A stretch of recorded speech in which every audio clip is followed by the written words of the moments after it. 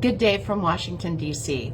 So a few days ago, I traveled to Washington to attend an annual conference for the National Association of Benefits and Insurance Professionals.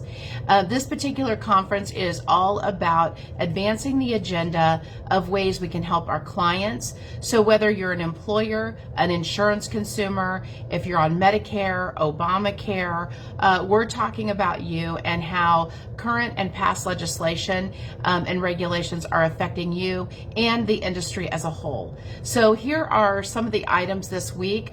We talked about employers, some things going on with employers, things that can potentially affect small employers financially. I'm going to talk about that in a minute.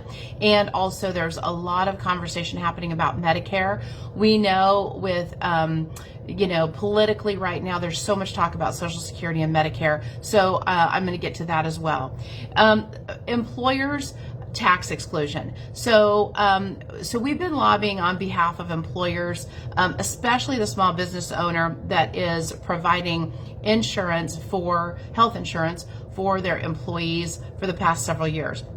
So there's legislation out there that circles the drain with regard to capping how much an employer can write off as a business expense when it comes to their contributions to their health insurance premiums for their employees.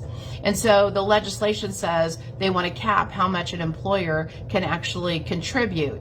Well, the reason this matters is because some employers, because they can contribute and there's no cap, they can write it off as a business expense, so they'll contribute more. They're required to contribute at least 50%, but in some cases we'll see 70 and 80% being contributed to an employer's contribution toward an employee's plan. So this can make a difference for employees. It can also make a big difference for employers as well. And so imagine if you're a large employer and you're being required to offer health insurance to your group. So if you have more than 50 full-time employees, you have to offer health insurance to your employees. Well, imagine if the government says you have to offer this health insurance, but we're not going to let you write off all the premiums that you've been writing off. We're going to cap you, but you still have to contribute at least 50%. So there's a lot of things going on there. It's really an unfair deal to try to do that towards the small employer, or to any employer actually. So we really stand firm against that. We also lobbied regarding HSA, health savings accounts. So we want our Medicare folks who are working past the age of 65 to continue to be able to contribute toward their health savings account. Right now, if you're getting ready to turn 65 and you have a health savings account situation, you have to stop contributing to that at 64 and a half because of when you're eligible for Medicare. So we want that to change. And also we want to be able to offer HSA plans that also include. Right now, if you have an HSA plan, you have to pay everything up to the deductible, which has to be at least $1,500. What we would like to do is make it so that you can have a plan that has, say, a $30 or $50 copay at the doctor, but it still qualifies as an HSA, and you can still contribute those dollars into a health savings account. So if you, it's kind of an involved conversation to have, more than I want to do on this video. But if you have questions about it, or you would like to talk more in detail about it, I'm happy to visit with you. Just reach out to me, call our office. I'm happy to visit with anybody about any of these topics anytime. So one of the things for Medicare folks is we're trying to get legislation passed to extend Part D enrollment periods. So right now, October 15th through December 7th is the annual enrollment period. You can switch your Medicare Advantage plan, you can switch your Medicare prescription drug plan at that time, and that's when you make your adjustments. There's also what's called an open enrollment for Medicare Advantage plans. What that means is January 1st to March 31st, if you're unsatisfied in the Medicare Advantage plan that you have, you can make one switch during that time frame to a different Medicare Advantage plan, or you can disenroll from Medicare Advantage altogether and go back to original Medicare. What we're looking to do is extend the Part D only. So if you have original Medicare with a supplement and a prescription plan, we want to make it so that you can make one more switch January 1st to March 31st. Why does that matter? Because what we're seeing with the Inflation Reduction Act that just got passed a few months ago, it's going to affect people tremendously, and you're going to want another opportunity potentially after the first of the year, each year, to maybe make a change. It also matters because a lot of times people don't check their prescription drug plan, and they get to the pharmacy counter January to fill prescriptions, and they realize their plan changed in that maybe a prescription fell off their formulary, or maybe their premiums went up, something like that. And we want to give you an opportunity to make one more switch that, again, mirrors what is able to be done with a Medicare Advantage plan. So we're lobbying for that. We're also lobbying to make sure that observation status days can be allowed in order to go into a skilled nursing facility. So here's what happens. If you're on original Medicare, I'm not talking about Medicare Advantage, I'm talking about original Medicare, and you need to go into a skilled nursing facility for rehab purposes, Medicare says you have a 100-day benefit. They pay the first 20 days, and then you have a copay days 21 to day 100. What's happened, though, is you have to be in the hospital as an inpatient for 3 days before you can go to a skilled nursing facility for rehab, and Medicare pay for it.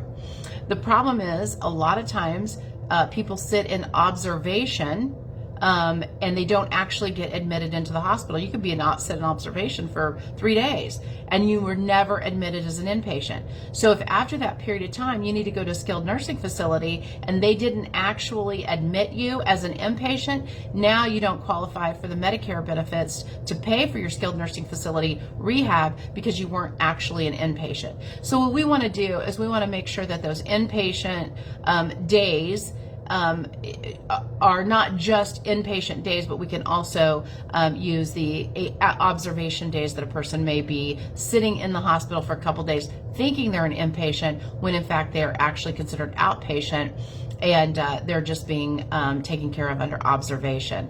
So a lot of this has to do with hospitals not wanting to get dinged because they've had too many readmittance, and if you're not ever actually admitted, then it doesn't go against their readmittance with regard to how payment is made and some things like that.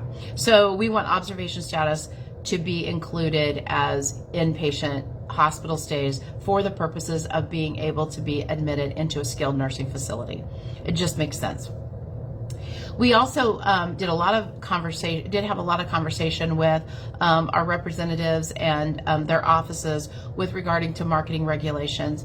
If you've followed me or listened to me at all, you know that I complain a lot about the regulations with regard to not just the disclaimers when you call us and we are on describing. When you call our office, we have to tell you, hey, you're being recorded. If you don't want to be recorded, hang up.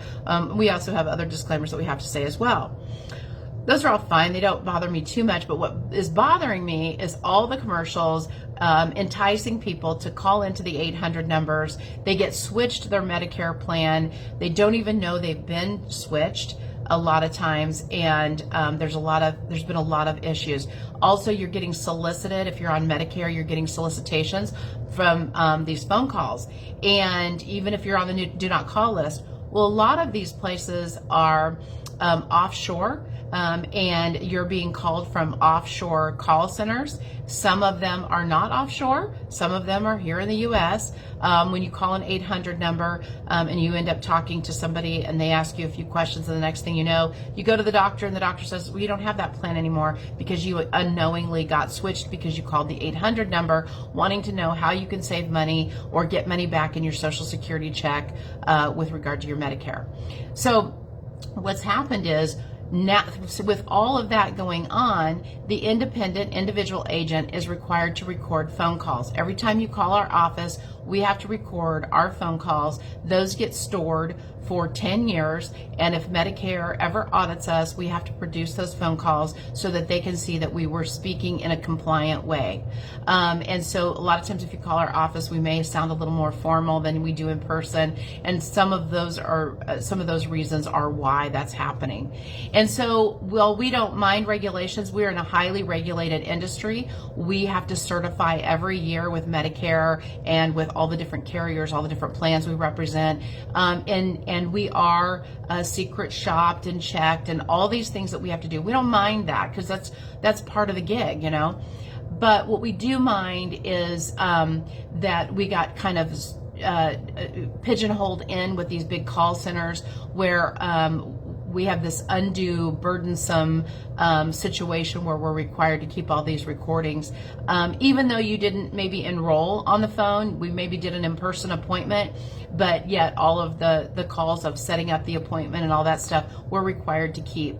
So we don't mind all these call centers having to be recorded and all the regulations for the call centers, but we just feel like for the individual agent like myself and other people that you might know, it's just sort of extra that is unnecessary, and because they don't know the entire process, right? You may have contacted our office and we may have talked about a few things on the phone with you, but they can't get the full picture about what we communicated because a lot of it was done in person. So what's the point of recording the calls in those cases? So I know I've kind of belabored this conversation, but if you knew how burdensome it was to the average agent out there, there are people who have gotten out of the business because it's more than they can handle.